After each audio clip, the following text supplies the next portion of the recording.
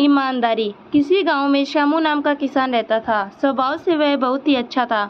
उसका एक खेत था जो बहुत छोटा था, जिस कारण उसके बड़े परिवार की गुजर बसर बहुत मुश्किल से ही हो पाती थी।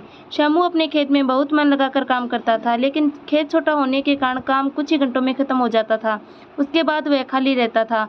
काम के बाद का खाली समय श्यामू को बिताना भारी पड़ता था। इसलिए उसने एक दिन सोचा कि क्यों न इस खाली समय में गाँव के इस सेठ जी के खेत पर मजदूरी कर लिया जाए। इससे खाली समय भी कट जाएगा और घर में पैसे की कमी भी कुछ दूर हो जाएगी। गांव के सेठ जी बड़े भले इंसान थे। श्यामू जब उनसे काम मांगने गया तो सेठ जी ने कहा, तुम्हें मेरे खेत पर मजदूरी करने की ज़रूरत नहीं है। आज से मैं पूरे खेत की जिम्मेदारी तुमको देता हूँ। जो भी फसल होगी आधा मुझे दे देना और आधा तुम ले जाना। सेठ जी के इस भले व्यवहार से श्यामू बहुत खुश हुआ और अगले ही दिन उनके खेत पर काम शुरू कर दिया। वह प्रतिदिन सुबह सबसे पहले अपने खेत का काम खत्म करता और फिर सेठ जी के खेत में काम करने चला जाता था।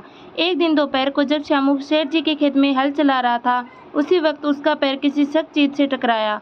जब उसने मिट्टी हटाकर देखा तो वहां पर मिट्टी से बना एक छोटा मटका था, जिसके ऊपर लाल कपड़ा बंधा हुआ था। श्यामू पहले तो थोड़ा डर गया, लेकिन फिर भी उसने थोड़ा साहस करते हुए मटके पर बंधा कपड़ा हटाया। जैसे ही उसने मटके के अंदर देखा, उसके आश्चर्य का ठिकाना न रहा।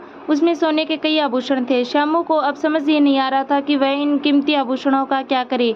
एक और वह सोचता, इसे किसी सुनार को बेचकर अपने घर की पैसे की कमी हमेशा के लिए खत्म कर देता हूँ। वही दूसरे पल सोचना कि यह जमीन सेठ जी की है, ये उन्हें सौंपना उचित होगा। काफी देर तक उलझन में पड़े रहने के बाद वह अंत में सेठ जी के घर ही गया। उसने सेठ जी को सारी कहानी बताकर मटका उन्हीं के सामने रख दिया। मिट्टी का वह मटका देखकर सेठ जी उसे पहचान गए और बोले, ये मेरी दादी के आभूषण हैं। मैं कई वर्षों से इसे खोजने की कोशिश कर रहा था। मुझे पता नहीं था कि ये कहाँ गड़े हुए हैं। इन्हें अचानक खोजकर तुमने बहुत बड़ा उपकार किया है। तुम्हें इस काम के लिए कोई बड़ा इनाम तो मिलना ही चाहिए। सेठ जी, मुझे आपने अपने खेत पर काम दिया, यही बहुत है। अब मुझे कोई इनाम नहीं चाहिए। श्यामू ने सेठ जी से हाथ जोड़कर आग्रह किया। फिर सेठ जी ने कहा, श्यामू, मैं जानता हूँ तुम बहुत मेहनती और ईमानदार हो, लेकिन इनाम तो तुम्हें स्वीकार करना ही होगा।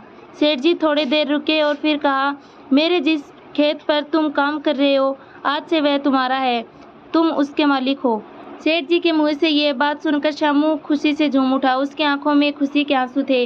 वह मन ही मन सोच रहा था कि यदि वह लालच में पड़कर अपनी ईमानदारी को भूल जाता तो उसे इतना बड़ा इनाम नहीं मिलता। दोस्तों, इस कहानी से हमें यह सीख मिलती है कि ईमानदारी सबसे अच्छी नीति है।